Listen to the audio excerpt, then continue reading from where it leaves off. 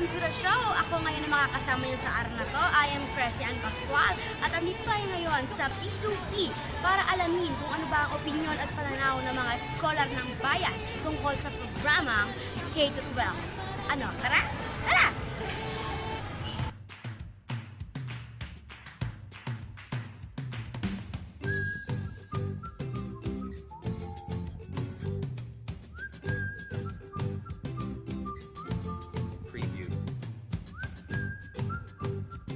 And we're back here sa Press TV ngayon. Kasi nga tayo ngayon magtanong ng mga scholar ng bayan. Halika, tara, go! Ito si Kuya. Naringin na kita, anong pangalan mo? Facundo. Facundo. So, anong course mo, Facundo? Broadcast communication. Broadcast Communication. Ito, may tanong lang ako sa isa.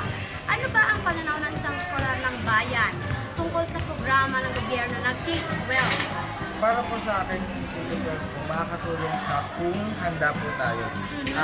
Para sa akin yung Pilipinas po, especially tayo, hindi pa tayo handa pagdating sa facilities, sa mga magtuturo sa ating mga teachers, sa mga modules. Alam mo po na parang yung K-12 minadali para sa akin. Minadali. Na kapag ganun yung nangyari, hindi siya makakatulong sa pagtulad ng ating bansa. So, sinasabi mo na hindi ka agree na tayo ay nagkaroon na ng programa ng K-12 sa edukasyon natin? Hindi ako agree kasi naniniwala po ako na hindi pa po tayo handa. Saan nga aspeto pa tayo hindi Please elaborate. Ayun, gaya pa sabi ko, hindi pa tayo handa pagdating sa facilities, sa mga modules, sa mga books, sa mga magtuturo. And syempre, yung hindi pa rin handa yung mga magulang ng mga bata na malagdagan yung taon ng pag-aaral nila. Okay, so ito na lang. Ano na ang mensahe mo sa pamahalaan tungkol sa pagpapatupad nila nito ng K-12?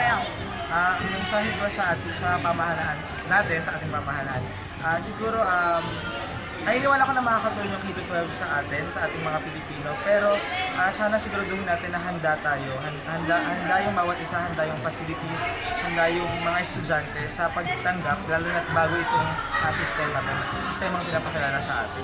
Okay, maraming salamat sa iyo. Karen, thank you so much. So ayan nga, ang para kay Faco na sinasabi niya ay hindi siya agree sa programang K-12 na ipinatupad ng pamahalaan dahil hindi ko daw handa ang Pilipinas.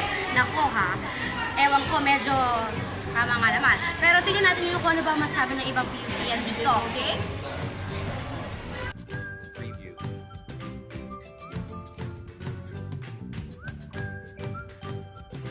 Excuse me. Nagulat sila. Excuse me lang. Hi, I am Cressy from Cress TV. Cressy from Cress TV. Ano pangalan mo? Rain. My name is Rain. Ikaw?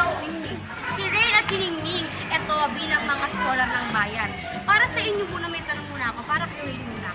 Ikaw, Rain, ano ba ang pananaw at opinion mo bilang isang scholar ng bayan tungkol sa programa ng pamahalaan na K-12? Regarding dun sa K-12, nag-agree ako dun sa programa na yun kasi yung mga bata, feeling ko dun sila malalo pa mag-excel. Parang lalo silang mahulubog kung ano mang feel sila.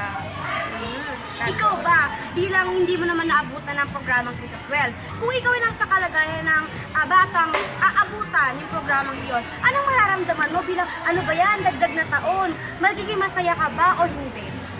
Siyempre nakakatawad sa una, pero di ba parang ano ba?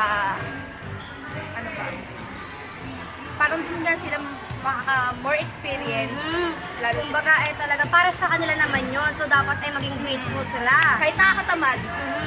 So para sa iyo ay agree ka at tama ang K-12. Yeah. Yeah, ito naman, balik naman tayo kiningning. Ayan, hihingi ka naman, same question. Ano ba ang pananaw at opinion mo tungkol sa programang K-12? Actually, hindi ako Bakit? kasi parang masyado siyang expensive. Kasi, kunwari, tulad natin scholar ng bayan, hindi natin meron natin hindi afford yung magdagdag pa ng another 2 years para parang more expensive, dagdag gastos pa. Imbis na makagraduate ka na, diretso na sa college. Then, kung yung papasukan mo pa ngayon na mga colleges, ng private school na nag-o-offer ng senior high, parang ang mahal mo. Paano naman yan? Tulad niya, kunyari, ang issue mo ay masyado siyang expensive. Paano ko naman ang dahilan naman natin ay hindi ba tayo mag-level up? Para sa Asia ay ilan na lang tayo, dalawa na lang tayo na wala pang K-12. Since kayo na meron na, tingin mo ba ay hindi siya tama? Actually, hindi talaga sa event pa. Parang, ang Pilipinas naman, dati pa, nakikipagsabay na sa ibang bansa. Paano naman yung, kung babaguhin pa natin, rising, tayo, di ba? Sabi nga ni Bini sa Sona niya. Parang, nakakasabay naman tayo sa iba. Bakit pa natin babago yung sistema natin?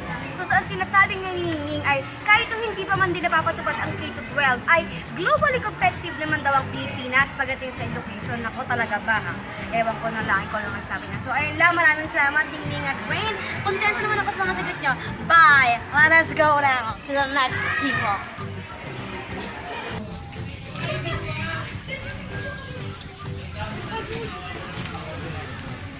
Hello! Hi! Hi! I am Cres from Cres TV. At ngayon meron ako sa iyo isang katanungan na kailangan mong sagutin.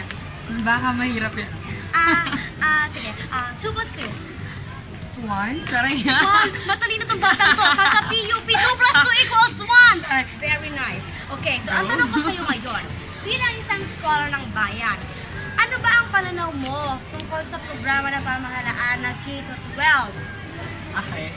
So, yung K-12 sa akin, nag-disagree kasi ako dun sa K-12. Bakit? Well, pero may nakikita naman akong good side. Well, yung siguro good side kasi diba, onti na lang sa Asia, tayo, Asian countries, onti na lang tayo yung hindi pa nag-ano ng K-12. So, yung good side niya for me is parang sumabay na tayo sa kanila na maging K-12 yung education system. But, on the other hand, nagdi-disagree ako kasi yung pagkakaroon ng K-12 na system ng education, parang naging pilit or kasi pilit kasi sila mga nasa ibang bansa. They have the equipment, they have the parang facilities and all. Parang sa tayo kasi hindi pa tayo handa, tsaka parang naging biglaan. So parang hindi man lang na-inform yung mga Filipinos na Kumbaga para makasabay lang. oo, parang makasabay. Yun yung parang naging nag-disagree ako. Ito na lang. Kung ikaw, ano pa yung sa tingin mo mga pagkukulang na lang ngayon pamahalaan na kailangan mo nang gawin bago sana ipinatupad yung K-12? Ayun, kasi ano ba? Kasi ngayon, parang sa akin siguro, bago sana ng K-12, mas prioritize muna siguro yung facilities. Yung pinaka-school, kasi syempre, di ba, pag K-12, kailangan nila ng medyo advanced equipment or yung mismong facilities ng school. Tsaka isa pa, marami pa rin sa atin yung hindi nakakapag-aral.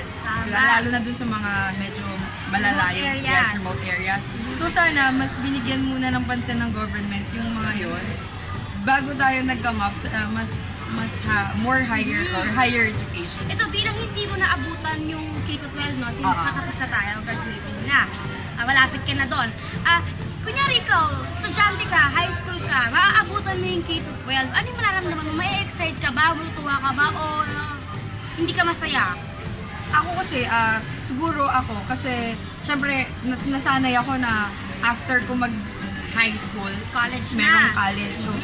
So para sa akin, siguro sa opinion ko, hindi siya masyadong yung quality of education. Kahit sabihin na natin na higher quality of education yung K-12, hindi pa rin siya katulad nung kung paano yung system talaga natin. Kasi sa atin, high school ang pinag-usapan mostly on high school lang, and then college, parang syempre sa college, you'll go on your talagang kung ano yung course mo, dun ka mag-focus. Kaso kasi syempre pag K-12, parang nagiging general na yung Sa tingin mo ba itong pinatupad ng K-12 sa mga susunod na taon, sa tingin ba magiging successful siya? Gaganda naman ba talaga ang estado ng edukasyon natin?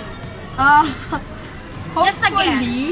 Hopefully sana, pero hindi ko pa kasi hindi pa naman, wala pang Kumbaga, tignan na lang natin kung ano. tsaka wala pang parang nakakatapos ng K-12 na nakita natin. So mag-antay tayo ngayon ng graduate from K-12 Yes, system. yes. Ito na lang, Ivy, bilang panghuli.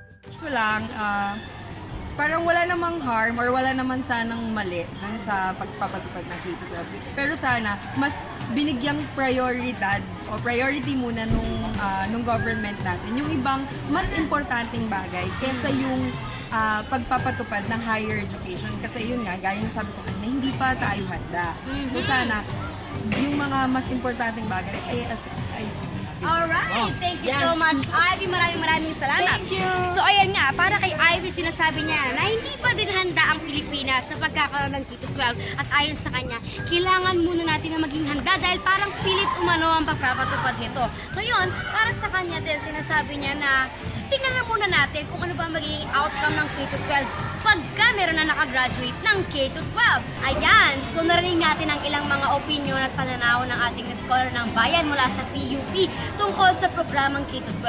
Marami ang nagsabi na hindi pa handa ang Pilipinas para itik itong nagawa ng pamahalaan ng K-12. Ilan din naman ang nagsasabi na parang pilit di umano ang papatupad nito dahil nga para makasabay lang tayo doon sa pagiging globally competitive natin pagdating sa education system. Ang ilan naman ay nagsasabi na bakit hindi muna natin tignan kung ano ba ang epekto o kung ano ba ang result ng K-12 kapag kami nakagraduate ng K-12. So ayan, marami tayong natutunan ngayong araw na to, marami tayong narinig at sa mga pananaw nila.